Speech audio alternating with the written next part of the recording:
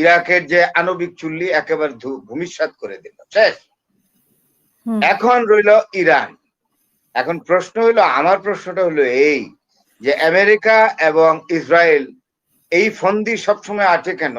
নেই, আগের অবস্থায় পাকিস্তানও নেই। পাকিস্তানও কিন্তু হ্যাডম দেখাই ফেলেছে 6 দিনের যুদ্ধে ভারতের সঙ্গে। অস্বীকার করতে চান? ভারত ইনিয়ে বিনিয়ে কত কিছু বলে, না না একটা, কেউ বলে 2টা প্লেন, 6টা প্লেন ফেলে দিল। এখন স্বীকার করে আগের সভ্য, এটা স্বীকার করতে হবে তো।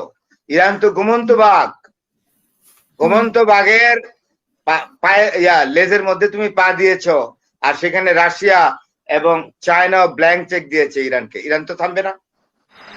পৃথিবীতে চলমান অত্যন্ত গুরুত্বপূর্ণ ঘটনাবহুল সময়ে আপনি আমার শ্রদ্ধেয় শিক্ষক প্রফেসর ডক্টর নাজমুল হাসান কালিমুল্লাহ এবং আমাকে আপনার অত্যন্ত খ্যাতিমান চ্যানেলে ডাকলেন, তাই 2-4 কথা তো বলতেই হবে। আমার স্যার চমৎকার করে ন্যারেটিভ দিয়েছেন এবং স্যারের সঙ্গে আমি জাস্ট এড করছি, যোগ করছি। প্রথমত দেখেন, ইসরায়েল হলো একটা অকৃতজ্ঞ দেশ, জাতি। তার কারণ হলো কি, আমি যদি ভুল না করে থাকি, মুসলিম দেশগুলোর মধ্যে ইসরায়েল যখন স্বীকৃতি পাওয়ার সমস্যায় ভুগছিল, তখন জর্ডান এবং ইরান স্বীকৃতি দেয়। ইরানের তখন শাহেনশাহ ছিলেন, শাহেনশাহ রেজা শাহ পাহলভি। তার পিতা রেজা খান ছিলেন না, রেজা খান ওয়াজ আউস্টেড ফ্রম দ্য থ্রোন। এই যে মানে শাহেনশাহ রেজা শাহ পাহলভিকে যে ইসলামিস্ট আন্দোলনকারীরা যে সরিয়ে দিল উনি, তাইলে ইরান স্বীকৃতি দিল কাকে? আপনার দিল ইসরায়েলকে। জর্ডান স্বীকৃতি দিল, সম্ভবত জর্ডান প্রথম রাষ্ট্র মুসলিম ইসরায়েলকে স্বীকৃতি দেয়। ফলশ্রুতিতে কি দেখেন? ফলশ্রুতিতে কি দেখেন? গাজা থেকে এই মুসলমান ফিলিস্তিনিদের মেরে ইসরায়েলের আপনার জর্ডানের বর্ডার দিয়ে জর্ডানে ঢুকিয়ে দিচ্ছে ইসরায়েল। আবার দেখেন ইরাকের সাথেও কিন্তু একটা ভালো সম্পর্ক সবসময় খারাপ ছিল না সম্পর্ক ইসরায়েলের। হঠাৎ করে বলা নেই কোয়া নেই, ইরাকের আণবিক চুল্লি, যেটা Iraq was almost in the brink of producing nuclear bomb, atom bomb. যখন দেখে যে ইরাক তো অ্যাটম বম্ব বানাই ফেলবে, তখন হঠাৎ করে ঝটিকা স্ট্রাইকিং করে, এয়ার স্ট্রাইকিং করে একদম ইরাকের যে আণবিক চুল্লি একেবারে ভূমিসাৎ করে দিল, শেষ। এখন রইল ইরান। এখন প্রশ্ন হইলো, আমার প্রশ্নটা হলো এই যে আমেরিকা এবং ইসরায়েল এই ফন্দি সবসময় আছে কেন?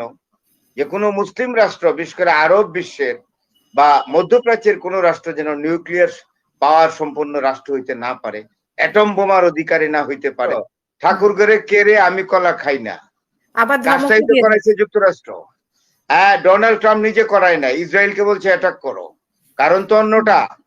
এবং আপনাকে বলে রাখি, একদম ডিক্লেয়ার করলাম, অলরেডি ইরানের হাতে অ্যাটম বোমা আছে, আমি বলে দিলাম, জান। এই কথাটা আমার স্যার এই যে এগ্রি করছে। 9টা আছে, 9টা। স্যার তো আমার চেয়ে প্রম্পট নিউজ রাখেন। আমি আবার 9টা থেকে 12টা বোমা আছে, 9টা থেকে 12টা বোমা। স্যার তো অনেক desperate. My respected sir, teacher Kalimullah sir is desperate enough to disclose. আমি আর আজকে পারলাম না, আমি একটু ডেসপারেট হয়ে বলে দিলাম অ্যাটম বোমা ইরানের হাতে আছে। তো ইসরায়েলকে বলবা, সমঝায় চলো বাবা, তুমি একটা বিড়ালের লেজের মতো একটা ছোট রাষ্ট্র, অন্যের ভূমি দখল করে দখলদারিত্ব কায়েম করে ছোট্ট একটা রাষ্ট্র তৈরি করেছ। তোমার কয়টা লোক আছে? তোমার ডেমোগ্রাফি খুবই দুর্বল, তোমার টেরিটরি খুবই ছোট। ইরান বিশাল দেশ, ইরানের জনসংখ্যা বিশাল, কয়জনের মানবে?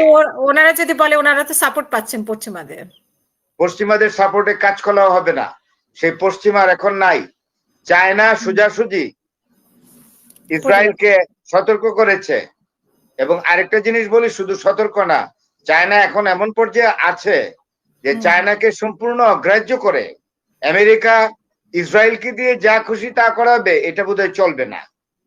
খারাপ ভাবে বলি, প্রথমে চায়না একটা থাপ্পড় দিবে ইসরায়েলকে। এই থাপ্পড়টা দেওয়ার পর ডান গালে দিবে আর বা গালে এসে দিবে পুতিন। সমস্যা হয়ে যাবে তো। আগের অবস্থা তো নাই আরব বিশ্ব, আগের অবস্থায় ইরানও নেই, আগের অবস্থায় চায়নাও নেই, আগের অবস্থায় পাকিস্তানও নেই।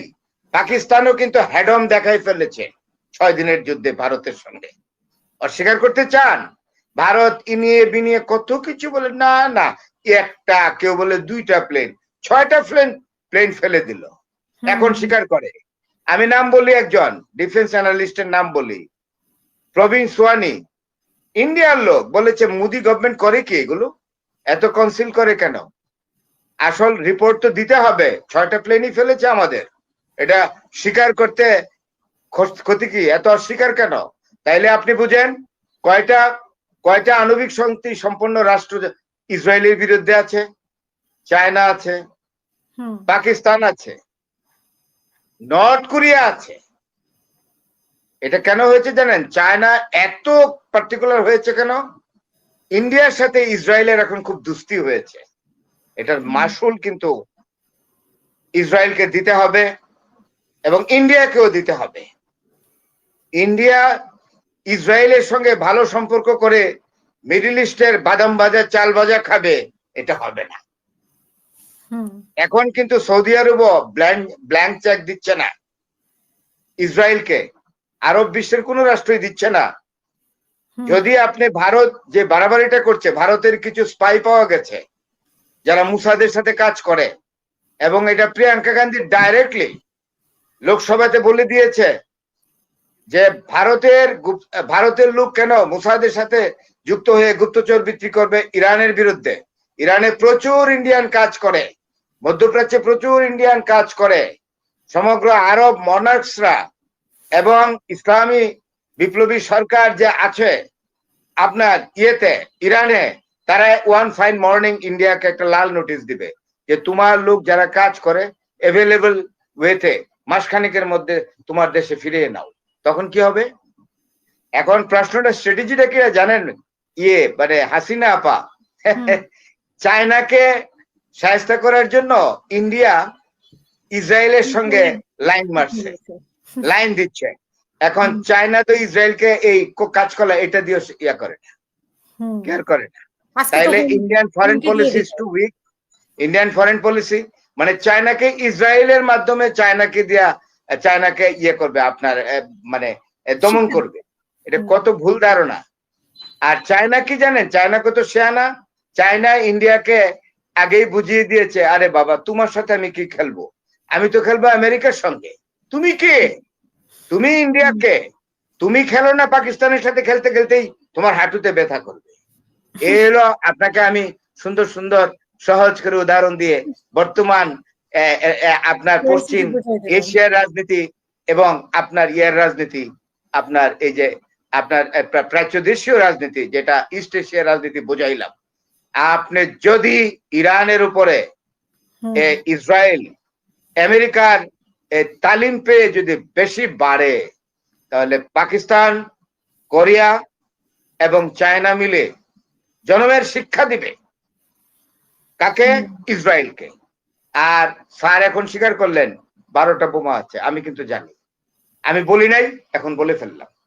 বেশি বাড়াবাড়ি করলে তেল আবিবকে মৃত সাগর এবং লোহিত সাগরে ফেলবে।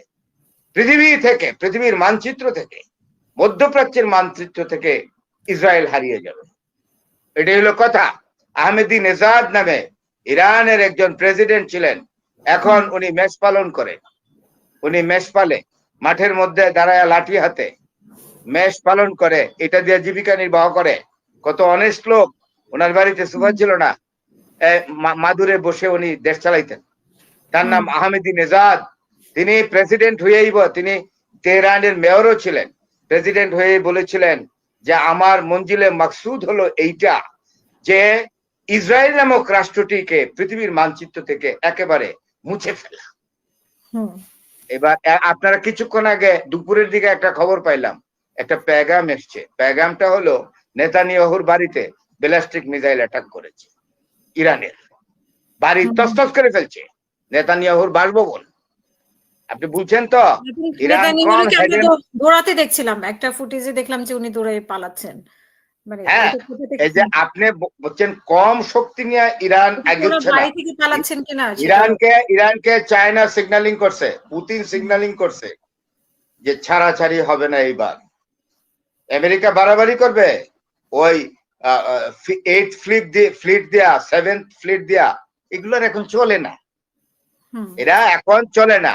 এক রাশিয়াই কিন্তু সাপোর্ট করে আমাদেরকে স্বাধীন করাই ফেলছিল, আমেরিকা আমাদের এগেনস্টে ছিল 71-এ, বুঝতে পারছেন? এত সোজা না,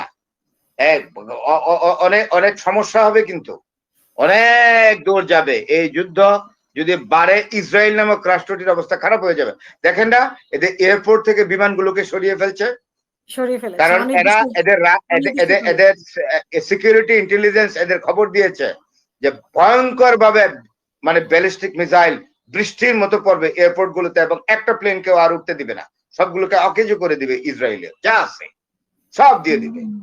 একটা ছোট একটা রাষ্ট্র, দয়া দাক্ষিণ্যের উপরে বেঁচে আছো, তুমি লাভ দিচ্ছ, তুমি কি বিড়াল হয়ে তুমি আমেরিকার বলে বাঘ হয়েছ, তো বাঘ হয়ে লাভ দিচ্ছ।